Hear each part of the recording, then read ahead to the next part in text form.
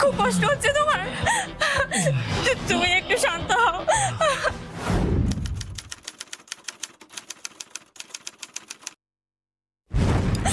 ভাই তো গেছে ওষুধ আনতে, ঠিক হয়ে যাবে, একটু শান্ত হও তুমি,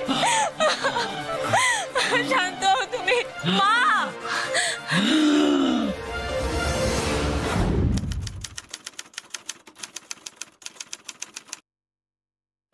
রাজু, রাজু, কি হলো রাজু, কি হচ্ছে? খুব কষ্ট হচ্ছে। রাজু কোথায়?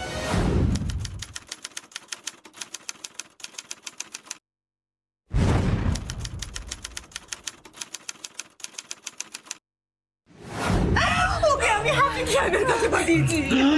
এ তো অবস্থা খুব খারাপ দেখছি, আমাকে এখনই বেরোতে হবে। তুমি আবার এখন কোথায় যাচ্ছ? কবিরাজ মশাইয়ের কাছে যাচ্ছি।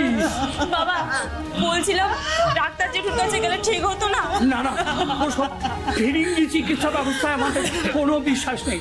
চাপা, তুমি রাজুর কাছে বসো, আমি এক্ষুনি আসছি।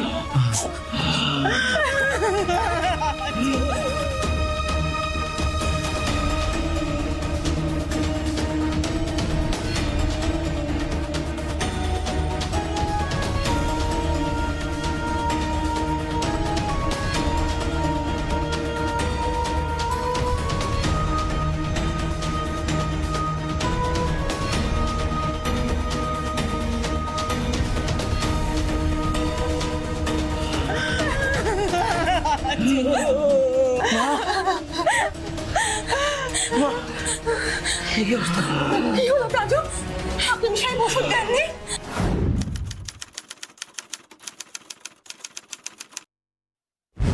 হাকিম সাহেবের গাড়িতে তালা মারা। আরে পাশের বাড়ির লোক বললো হাকিম সাহেব নাকি পরিবার নিয়ে আজমের শরীফ গেছেন, ফিরতে ফিরতে কম করে 1 সপ্তাহ। তাহলে কি হবে? বাবা কোথায়?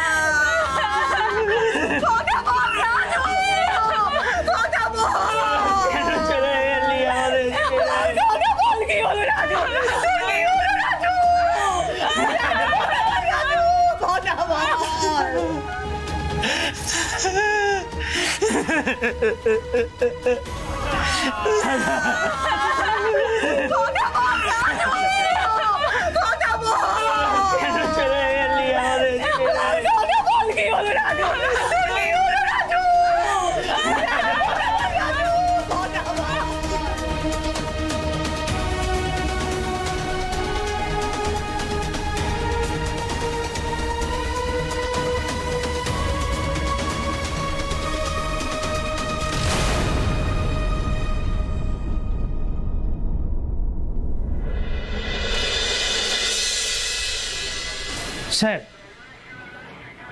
কিছু বলবেন? হ্যাঁ স্যার, একটা ছেলে এসেছে আপনার সাথে দেখা করতে, বলছে একটা খবর দেবে। কি খবর?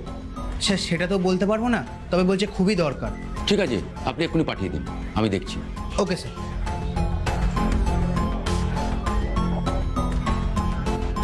স্যার আসবো?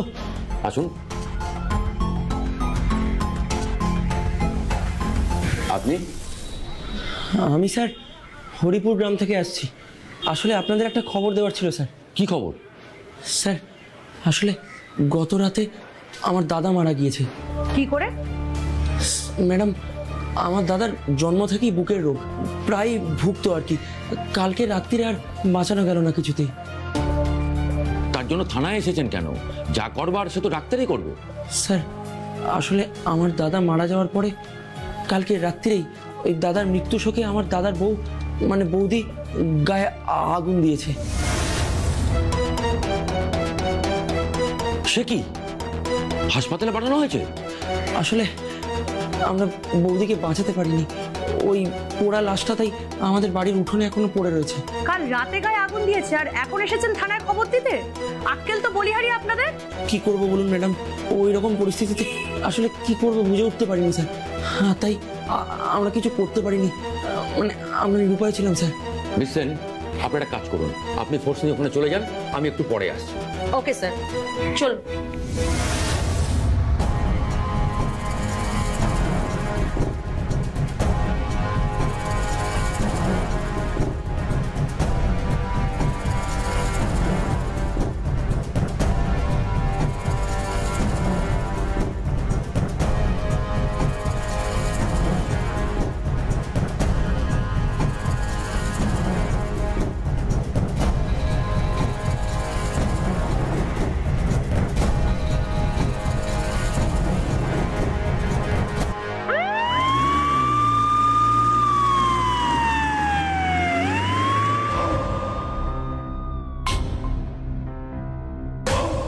দেখি সরুন, একটু একটু সাইড দিন।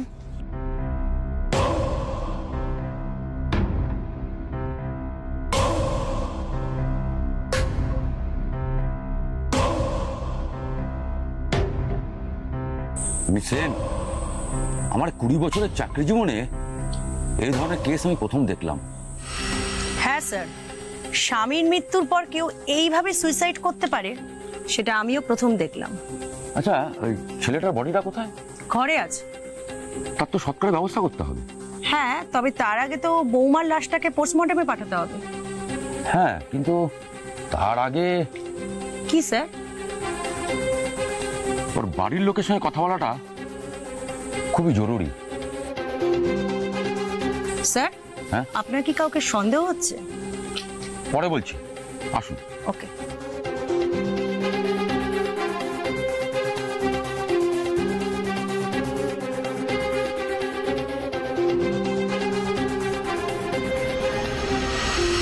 নিমাই বাবু,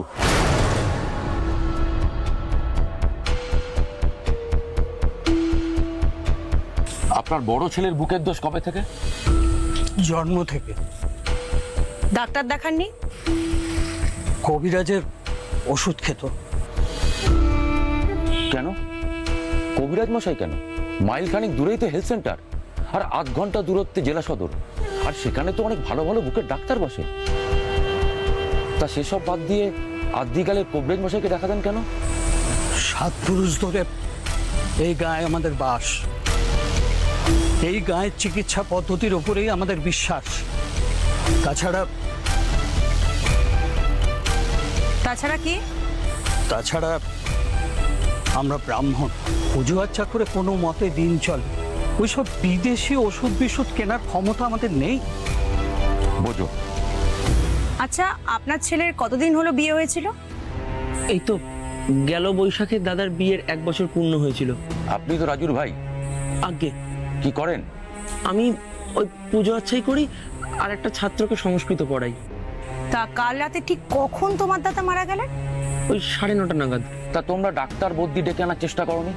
বাবা গিয়েছিলেন ওই কবিরাজ মশাইয়ের কাছে ওষুধ আনতে, আর আমিও হাকিম সাহেবের কাছে গেছিলাম, কিন্তু হাকিম সাহেব বাড়িতে ছিলেন না। পাশের বাড়ির লোক বললেন ওনারা 1 সপ্তাহের জন্য আজমের শরীফ গেছেন, আর কবিরাজ মশাইয়ের শরীর এতই খারাপ ছিলেন উনি আসতে পারেননি। তা আপনার বৌমা বাড়ির উঠোনে গায়ে আগুন দিল, আপনারা আটকাতে পারলেন না? আসলে কি বলুন? আমরা ঘরেই ছিলাম, রাজুর দেহের পাশে বসে কান্নাকাটি করছিলাম সবাই। বৌমা যে কোন ফাঁকে কাঁদতে কাঁদতে বেরিয়ে গায়ে আগুন দিল কিছুই বুঝতে পারিনি। তারপর হঠাৎ বৌদির চিৎকার শুনে বাইরে বেরিয়ে দেখি বৌদি তখন দাউ দাউ করে জ্বলছে। কিন্তু এরম ক্ষেত্রে তো কম্বল চাপা দিয়ে বা গায়ে জল দিয়ে আগুন নেওয়ার চেষ্টা করা হয়, আপনারা সেসব কিছু করেননি? আমরা খুব ভয় পেয়ে গিয়েছিলাম স্যার, কিছুই করতে পারিনি। বৌমার বাপের বাড়িতে খবর দিয়েছেন? না। কেন? আমরা কোন মুখে এত বড় দুঃসংবাদটা দেবো ম্যাডাম, তাই এখনো বুঝতে পারছি না কিভাবে বলবো। আপনার স্ত্রী কোথায়? ছেলের পাশে বসে কান্নাকাটি করছে। ওনার সঙ্গে কথা বলা সম্ভব? সদ্য পুত্র বিয়ে হয়েছে স্যার, কেঁদে কেঁদে একদম সারা। কদিন পরে কথা বললে হতো না? মিস সেন, বডিটা পোস্টমর্টমে পাঠাবার ব্যবস্থা করুন। Okay sir. আর তারপরে বাপের বাড়ির লোকদের সাথে কথা বলুন। আপনি জানবার চেষ্টা করুন যে মেয়েটি ইদানিং কোনো মানসিক অবসাদে ভুগছিল কিনা। ঠিক আছে স্যার। ওকে।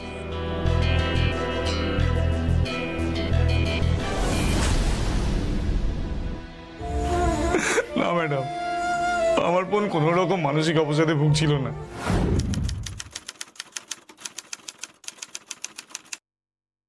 আপনি শিওর?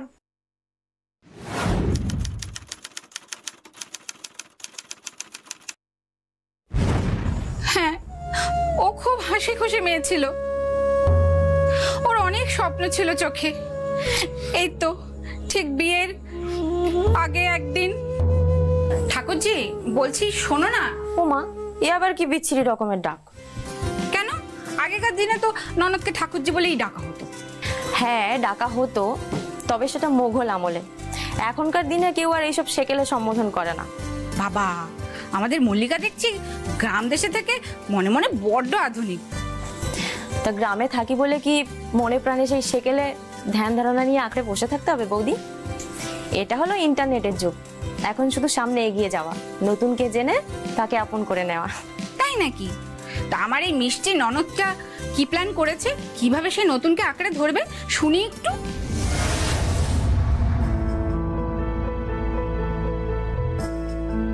সে অনেক স্বপ্ন ছিল গো বৌদি। ভেবেছিলাম উচ্চ মাধ্যমিকের পর শহরে যাব, সায়েন্স নিয়ে পড়াশোনা করব, গ্রাজুয়েট করে চাকরির পরীক্ষা দেব। কিন্তু না, তার কিছুই আমার পূর্ণ হলো না। কি আর করবি বল? তোর দাদার সামর্থ্য থাকলে তোর স্বপ্ন কি আর পূরণ হতো না? কিন্তু উপায় যে নেই। আজকালকার বাজারে পুজো করে কত টাকাই বা রোজগার হয় তুই বল? জানি। তার উপর আমি আবার তোমাদের ঘাড়ে চেপে দুবেলা গান্ডে পিন্ডে গিলছি। এক থাপ্পড় মারবো। এসব কি ধরনের কথা? কেন বৌদি? আমি তো ঠিকই বলেছি। তা না হলে তোমরা আমার জন্য 7 তাড়াতাড়ি সম্বন্ধ দেখবে কেন?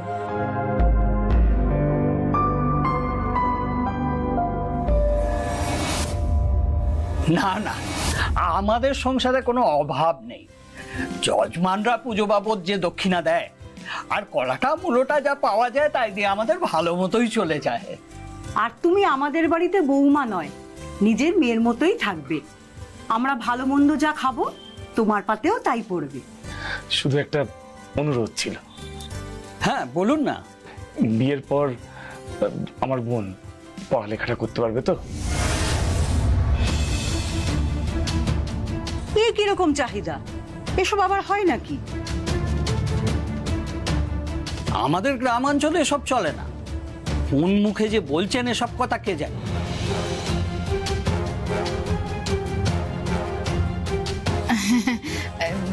না না, আপনারা যা ভালো বুঝবেন তাই করবেন।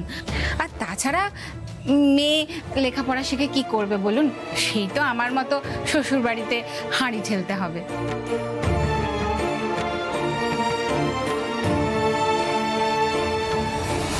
ওদের চাহিদা খুব একটা কিছু ছিল না জানেন। হ্যাঁ, আমরাও সাধ্যমতো মল্লিকাকে গা সাজিয়ে দিয়েছিলাম। নগদ 20,000 টাকা, ঘড়ি, চেন, আংটি বেশ দিয়েছিল। হ্যাঁ, ওরা একটা সাইকেলও চেয়েছিল। হ্যাঁ, কিন্তু সেটা দিতে পারিনি। তবে কথা দিয়েছিলাম পরে নিশ্চয়ই দেবো। আচ্ছা, পণের কারণে কি মল্লিকার উপর কোনো রকম অত্যাচার হতো? না না, সমস্যা সেটা নিয়েছিল না। তাহলে সমস্যাটা কি নিয়েছিল? আমরা খুব খুশি ছিলাম মল্লিকার বিয়েটা ভালোই ভালোই হয়ে যাওয়ায়। কিন্তু বিয়ের ঠিক 1.5 মাস পর। সব কি বলছিস?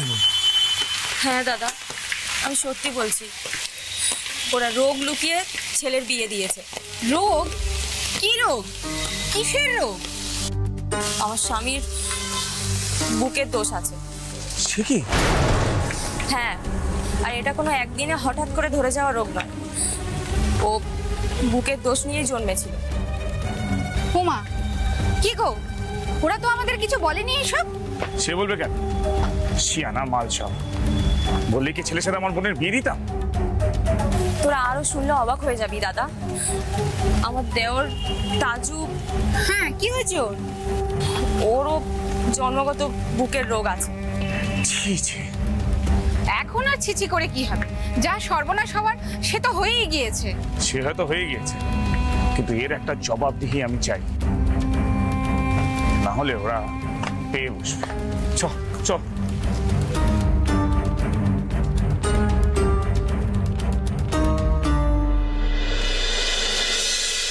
সস্তায় ভালো ভগ্নিপথ পেয়ে তোমার মাথাটা একদম খারাপ হয়ে গেছে মোহন। এখন এসেছো আমাদের কাছে জবাবদিহি চাইতে। আপনারা শুধু এটুকু বলুন, কেন রাজু রসগুলোকে বিয়েটা দিলে? অত লুকোছাপা করার কি আছে? তোমরা কিছু জিজ্ঞেস করনি আর আমরাও কিছু বলিনি। এই আবার কেমন ধরনের উদ্ভট কথা? মা তো ঠিকই বলেছে, আপনাদের একটু খোঁজ খবর নেওয়া উচিত ছিল। আমরা আপনাদের বিশ্বাস করেছিলাম, সরল বিশ্বাসে বিয়েটা দিই, আর আপনারা কিনা এইভাবে আমাদের ঠকালেন।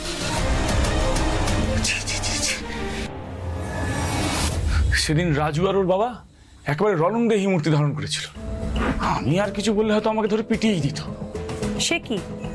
হ্যাঁ, একে আমি ঝগড়া ঝামেলা পছন্দ করি না, তার উপর বোনের শ্বশুর বাড়ি বলে কথা। আমি মানে ওখান থেকে তাই ফিরে চলে আসি। সে না হয় বুঝলাম, কিন্তু আপনারা রাজুকে ভালো ডাক্তার দেখানোর কথা বলেননি? বললেই আর শুনছে কে? আসলে ওরা না একটা অদ্ভুত মানুষ। অদ্ভুত মানে? ওরা না কারোর সাথে মেশে না, বাড়ি থেকে খুব একটা বেরোয় না, বাড়ির বাইরেও যায় না। এতগুলো বাড়িতে লোক, তাও সেই একটা মাত্র মোবাইল ফোন, তাও সেই আদিকালের ছোট্ট বোতাম টেপা মোবাইল ফোনগুলো যেগুলো হয় ওইগুলো। হ্যাঁ, আর আধুনিক চিকিৎসায় তো ওদের মোটে ভরসা নেই। এখনো কেউ অসুস্থ হলে সেই হাকিম আর কবরেজকে দিয়ে চিকিৎসা করাবে। হ্যাঁ, এরকম অদ্ভুত পরিবার জানলে কখনোই মল্লিকাকে ওই বাড়িতে বিয়ে দিতাম না আমরা। তবে একটা কথা আপনাকে বলি ম্যাডাম। বলুন। আমি বিশ্বাস করি না আমার বোন স্বামী শোকে আত্মহত্যা করেছে। হ্যাঁ, মল্লিকা আত্মহত্যা করতেই পারে না। বাবা মা মারা যাওয়ার পর আমি ওকে কোলে পিঠে মানুষ করেছি, ওকে আমি হারে হারে চিনি। ও আত্মহত্যা করেনি।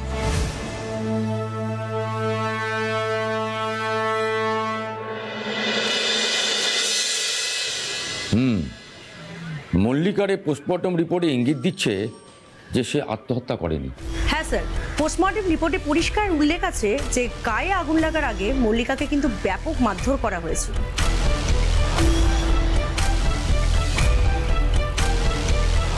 মেয়েটি যদি স্বামী শোকেই আত্মঘাতী হয়ে থাকে তাহলে ওকে মারধর করলো কি?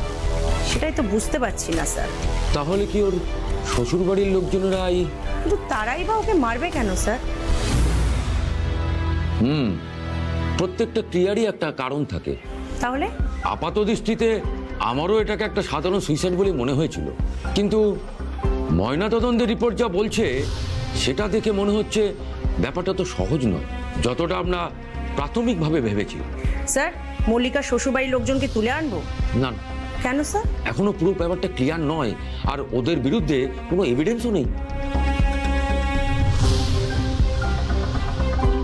মিসেন, আপনি একটা কাজ করুন। বলুন স্যার। আপনি একটা টিম তৈরি করুন। টিম? হ্যাঁ, সেই টিমে সাদা পোশাকের পুলিশরা থাকবে, তারা গ্রামবাসীদের সাথে মিশে যাবে এবং মিশে গিয়ে নিমাই চক্রবর্তী পরিবারের সম্বন্ধে খোঁজ খবর নেবে। Okay sir.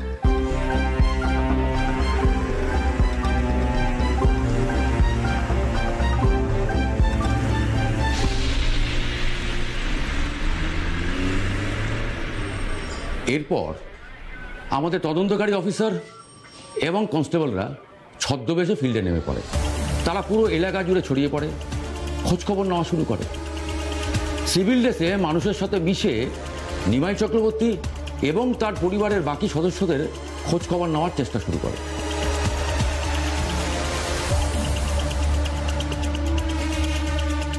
কিন্তু প্রথম থেকে আমাদের সাফল্য আসছিল না, কারণ অনেকেই আমাদের টিমকে জানাচ্ছিল যে তারা নিমাই চক্রবর্তী এবং তার পরিবারের সম্বন্ধে বিশেষ কিছুই জানে না।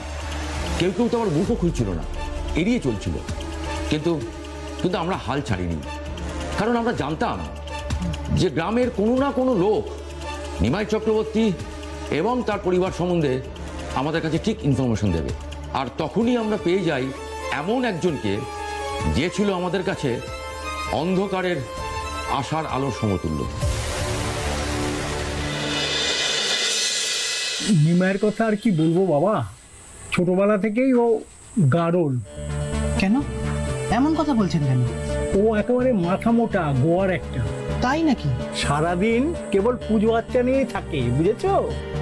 তা পুজো আচ্চা নিয়ে সারাদিন থাকে, তা সে তো খুব ভালো কথা। কিন্তু কোনো কিছুতে বাড়াবাড়ি করা তো ঠিক নয়। বাড়াবাড়ি? বাড়াবাড়ি করে বুঝি? তবে আর বলছি কি, ব্রাহ্মণ পরিবারের সন্তান ঠিকই, কিন্তু পুজো পাঠের চক্করে পড়ে না 7 ক্লাসের পরে আর পড়াশোনাই করেনি। এ বাবা! অথচ খুব ভালো ছাত্র ছিল, কিন্তু অল্প বয়সেই কুসংস্কারে ডুবে গেছিল। কুসংস্কার? কুসংস্কার বলতে? ওই মন্ত্র তন্ত্র কালা জাদু এইসব আর কি। বাবা, বলেন কি কাকু? যৌবনে তো কামাখ্যায় গিয়ে সাধনা করতো বলে শুনেছি। ও, তা এখনো কি ওই আগের মতোই আছে? হ্যাঁ হ্যাঁ, ওই আগের মতোই আছে, একটুও বদলায়নি। তা ওর ছেলে দুটোও কি বাপের মতোই? বড় ছেলেটা মানে রাজু, যে কিছুদিন আগে বুকের ব্যথায় মরে গেল, সে বাপের মতনই একই রকমের স্বভাব ছিল। কিন্তু ছোট ছেলেটা একটু লাজুক, কম কথা বলে। কিন্তু ওই যে বাপের হুকুম। বাপের হুকুম? তা কিসের হুকুম? দরকার না পড়লে বাড়ি থেকে বেরোনো চলবে না, কারোর সাথে মেলামেশা করা যাবে না। তা আজকের যুগেও এইরকম? আরে দূর দূর, ওরা আবার যুগ টুগ মানে নাকি? ওরা হচ্ছে গিয়ে আরশোলার জাত। দুনিয়াটা বদলে গেলেও ওরা বদলাবে না। তা সে না হয় বুঝলাম কাকু, কিন্তু ওর যে বৌমা যখন স্বামী মারা গেল সেই শোকে গায়ে আগুন দিল, তা তখন ওর বাড়ির কেউ আটকালো না? সেটাই তো। তবে বাবা, একটা কথা না বলে পারছি না। না নিশ্চয়ই, বলুন না। ওরা নাকি শুনেছি বৌমাকে দীক্ষা নেওয়ার ব্যাপারে চাপ দিত। দীক্ষা? হ্যাঁ, বীরপাড়ার নাম শুনেছো বাবা? বীরপাড়া? হ্যাঁ, নাম শুনেছি। হ্যাঁ, ওখানে শ্মশানের পাশে এক কাপালিকের বাসা। সেখানে নিমাই আর তার বউয়ের নিত্য যাতায়াত ছিল।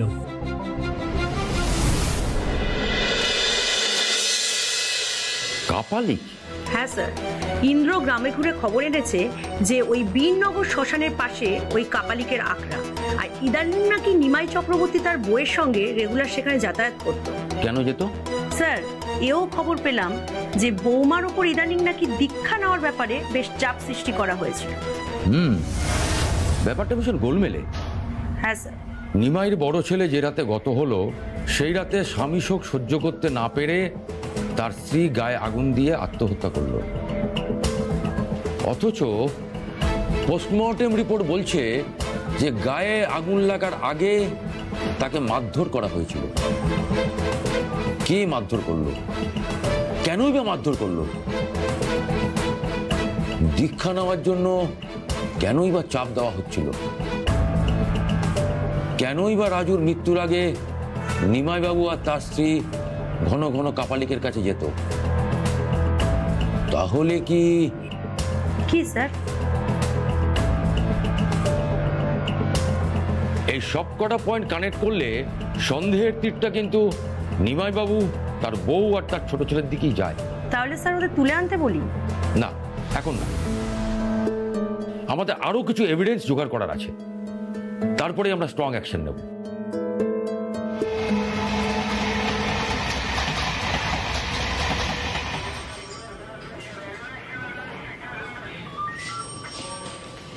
ম্যাডাম, একজন এসেছেন আপনার সাথে দেখা করতে। আবার কে এলো? হরিপুর গ্রামের বাসিন্দা, বলছে নিমাই চক্রবর্তীর কেসটার ব্যাপারে আপনাকে কিছু জানাতে চাই। এক্ষুনি পাঠান। Okay madam.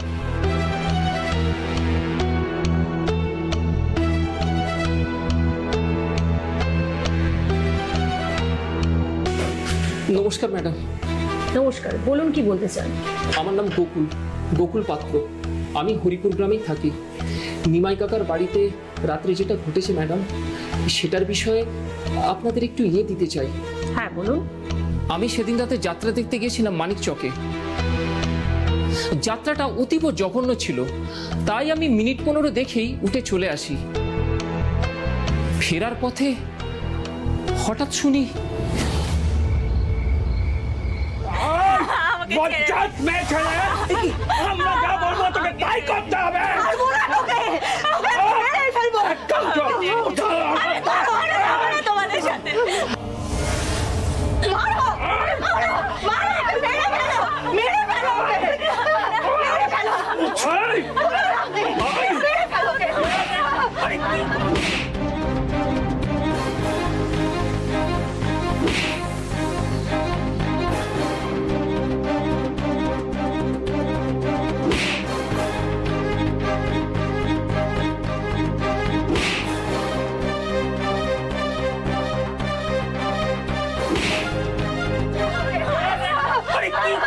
ছাড়ো বৌদিকে, ছাড়ো। মারছো কেন?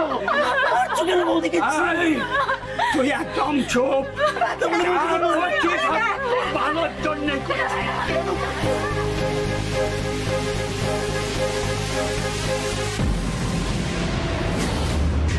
সে কি? হ্যাঁ ম্যাডাম। আপনি ঠিক দেখেছিলেন? ম্যাডাম, আমি নেশা ভাঙ করি না, আর আমার চোখ এখনো যথেষ্ট ভালো আছে। আপনি মেয়েটাকে বাঁচানোর চেষ্টা করলেন না কেন? ভয় ম্যাডাম। ভয়? কিসের ভয়? নিমাই কাকারা লোক হিসেবে ভালো নয়। আমি জড়াতে গেলে যদি আমায় কোনো মিথ্যে অপবাদ দিয়ে ফাঁসিয়ে দেয়। আপনি একটু দাঁড়ান। ঠিক আছে ম্যাডাম। ইন্দ্র, আপনি এনার স্টেটমেন্টটা রেকর্ড করুন, ততক্ষণ আমি আমার কর্তব্যটা সেরে আসি। ওকে ম্যাডাম, আপনি একটু আমার সাথে আসুন। ঠিক আছে, চলুন। থ্যাংক গড যে লোকটা এসে আমাদের ইনফর্ম করলো, নইলেও তো আমরা কতগুলো ভিত্তিহীন অ্যাজাম্পশনের উপর নির্ভর করে হাবুডুবু খাচ্ছিলাম। তার মানে স্যার, আই উইটনেসের বয়ান থেকে এটা প্রমাণ হয়ে যাচ্ছে যে বৌমার গায়ে আগুন লাগার আগে ওকে মারধরটা শ্বশুরবাড়ির লোকজনই করেছিল। এক্স্যাক্টলি। কিন্তু প্রশ্ন হলো স্যার, আগুনটা লাগলো কি করে আর কে লাগালো? সেটা জানার জন্য নিমাই আর তার পরিবারকে তুলে আনতে হবে। বেকুইক। Okay sir.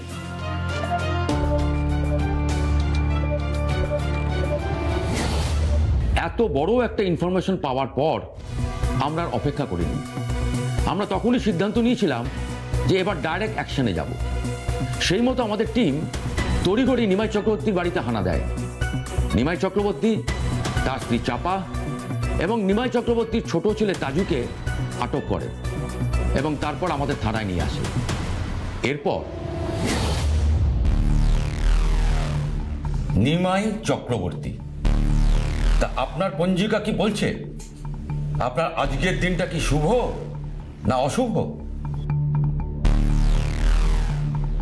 এটা কোন ধরনের রসিকতা?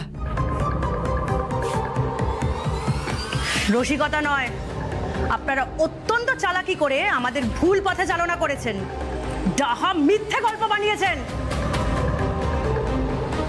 তা কেন? যা ঘটেছে আপনাদের সেটাই জানিয়েছি। তাই? তাহলে আরেকবার বলুন তো, সেদিন রাতে আপনাদের বৌমা কেন গায়ে আগুন দিয়েছিল? ও নিজেই কেরোসিন তেল ঢেলে গায়ে আগুন দিয়েছে। কেন? বাচ্চা মেয়ে ছিল, তাই আবেগে ভেসে গিয়ে নিজেই গায়ে আগুন দিয়েছিল। একদম বাজে কথা। কে বলেছে বাজে কথা? আমরা বলছি সেদিন মল্লিকা স্বেচ্ছায় গায়ে আগুন দেয়নি। আপনাদের কাছে কি প্রমাণ আছে? প্রমাণ আছে। সেদিন মল্লিকার গায়ে আগুন লাগার আগে আপনারা ওকে বেধড়ক মারধর করেছিলেন। কে বলেছে? সাক্ষী আছে, তাছাড়া পোস্টমর্টম রিপোর্টও তাই বলছে। সাক্ষী? কিসের সাক্ষী?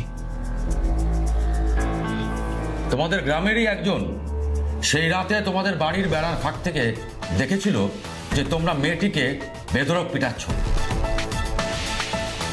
আমরা কেন মারবো ওকে? তাও আবার ওই দিন রাতে? আমার রাজুর মৃত্যুর জন্য তো আমার বৌমা দায়ী ছিল না। সেটাই তো আমরা জানতে চাইছি, কেন মল্লিকাকে মরতে হলো? কি হলো? চুপ করে থেকে কোনো লাভ হবে না। বলুন, বলুন, মুখ খুলুন।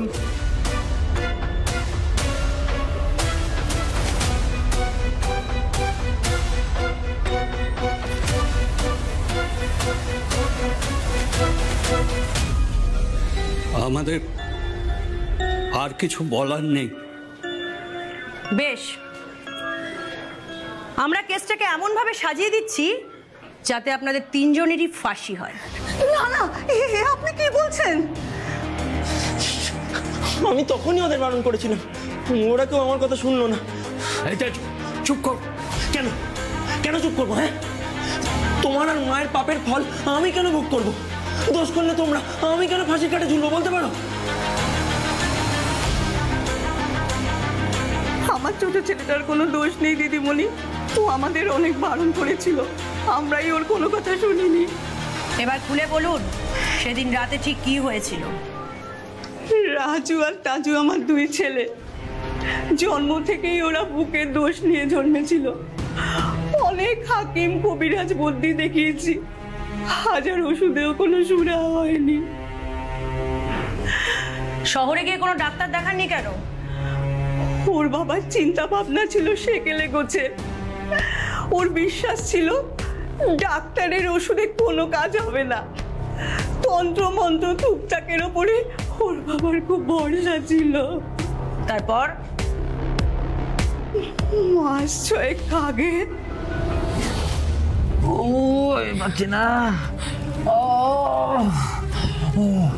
রাজু, কি হয়েছে রাজু? কি হলো রাজু? আমি পাচ্ছি না মা। কি হয়েছে বল? আমি পাচ্ছি না মা।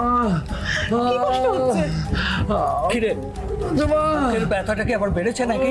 আমি পাচ্ছি না। শোনো না, ওর কষ্ট আমি আর দেখতে পাচ্ছি না গো, তুমি একটা কিছু করো। আমি পাচ্ছি না। একবার এদিকে এসো তো।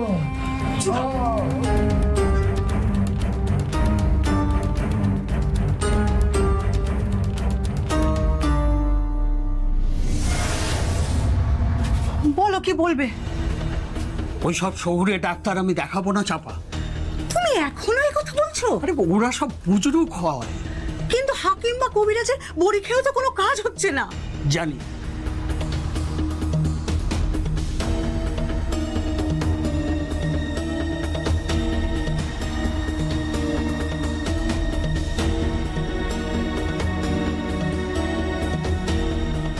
সেই জন্যই একটিবার শ্মশান বাবার কাছে যেতে চাইছি।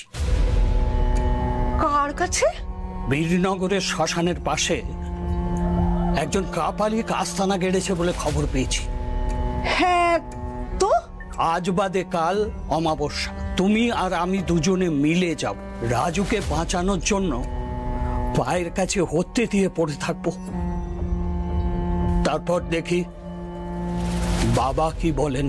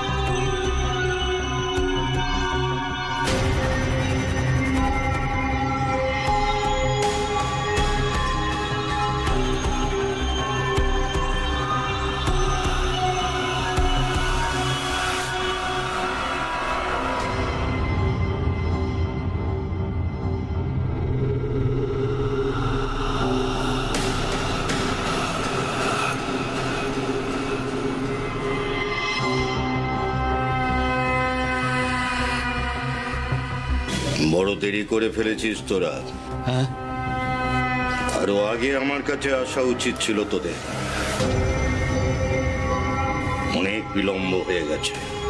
তার মানে আমার রাজুকে? তোদের রাজুকে আর বাঁচানো যাবে না।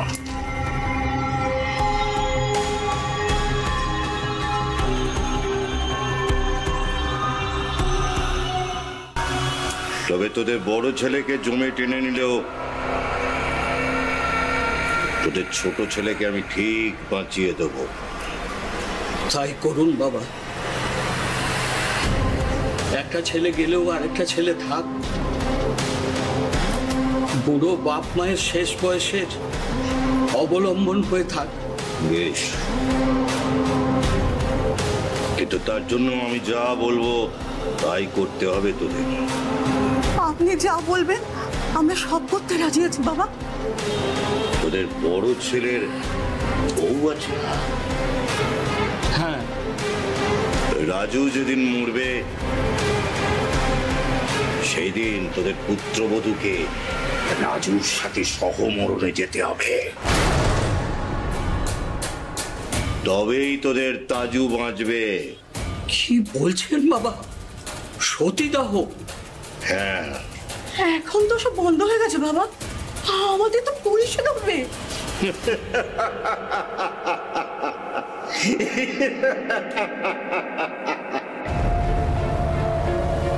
ঘটে বুদ্ধি না থাকলে মানুষেরা বোকা বোকা কথা বলে।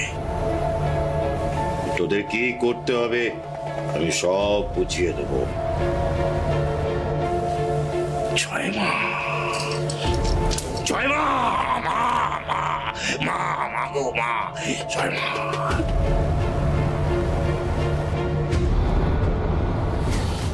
তারপর সেদিন রাতে রাজুর শ্বাসকষ্ট ওঠে, আমি তাজুকে হাকিম সাহেবের বাড়ি পাঠিয়েছিলাম, আর ওর বাবা গিয়েছিল কবিরাজের বাড়ি।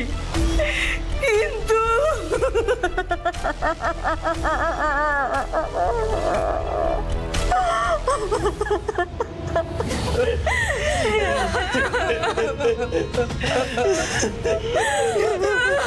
বৌমা, চলো বৌমা, তৈরি হও। কোথায় বাবা? তোমাকেও যেতে হবে। মানে? তোমাকে আমার রাজুর সঙ্গে সহমরণে যেতে হবে। কি যাতা বলছেন আপনি? ঠিকই তো বলেছে তোমার শ্বশুর মশাই, এ তো খুব সৌভাগ্যের বিষয়। ভাগ্য করে তুমি জন্মেছো মা, তাই এত বড় সুযোগটা তুমি পাচ্ছো। এসব কি বলছো তোমরা? তোমরা কি পাগল হয়ে গেছো? সতীদাহ সে কবে বন্ধ হয়ে গেছে? আমাদের তো পুলিশে ধরে নিয়ে যাবে। তুই চুপ কর তাজু, তোর বাবার উপরে তুই একটা কথাও বলবি না। কিন্তু মা, এটা তো হয় না। একদম চুপ। কোনটা হয় আর কোনটা হয় না সেটা আমরা বুঝবো। চলো চলো চলো বলছি, চলো বলছি। যাবো না। চলো। কি করছো বাবা? চলো বলছি। চলো।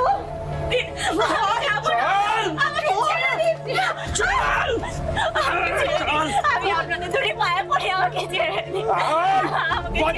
মেয়ে ছেলে, আমরা যা বলবো তোকে তাই করতে হবে।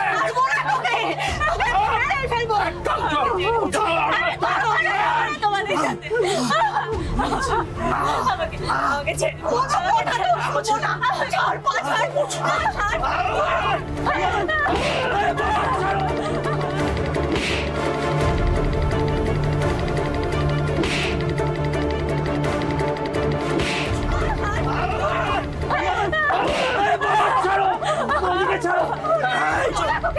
একদম চুপ।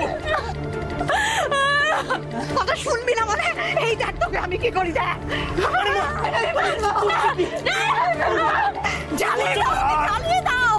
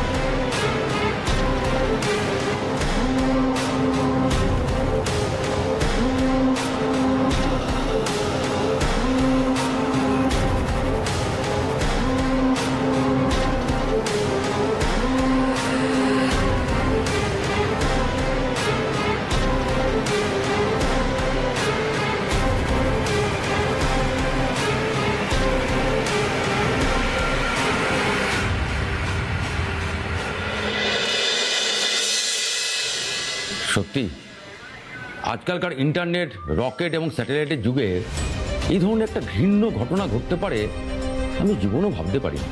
রাজা রামমোহন রায় বেঁচে থাকলে হয়তো বলতেন, সত্য সেলুকাস, কি বিচিত্র এই দেশ ভারতবর্ষ। স্যার, আপনার মনে আছে 80-র দশকে রাজস্থানে ঠিক একই ঘটনা ঘটেছিল? সেই কুখ্যাত রূপ কানোয়ার কেস, আর সেই একই সতীদাহ প্রথা আজ এখানে 2023-এ। এনিওয়ে শোনো, চার্জশিটটা এমনভাবে করতে হবে যাতে তিনজনের কেউই কোনো রকমভাবে ফাঁক ফোকর বলে বেরোতে না পারে। Okay okay sir, all the best.